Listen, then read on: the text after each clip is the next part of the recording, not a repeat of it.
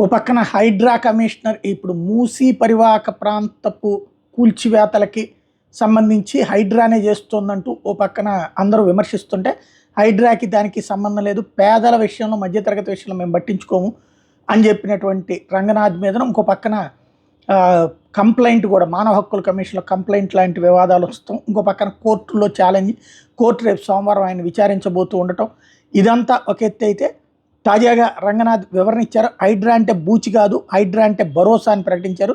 Social మీడియాలో హైడ్రా మీద తప్పుడు ప్రచారం జరుగుతోందన్నారు.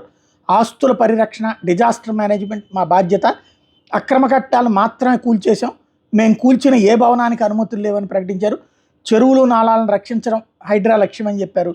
తప్పుడు సర్వే నెంబర్లతో నిర్మాణాలకు పాల్పడుతున్నారు, హైడ్రాను కొందరు మాత్రమే వ్యతిరేకిస్తున్నారు, హైడ్రా కారణంగా ఎవరు ఆత్మహత్యలు చేసుకోలేదు అన్నట్టు విషయం ప్రకటించారు. అయితే అసలు పర్మిషన్స్ లేకుండా అంతంత బిల్డింగ్లు ఎట్లా కట్టారో ఇప్పుడు తేలాల్సి ఉంది.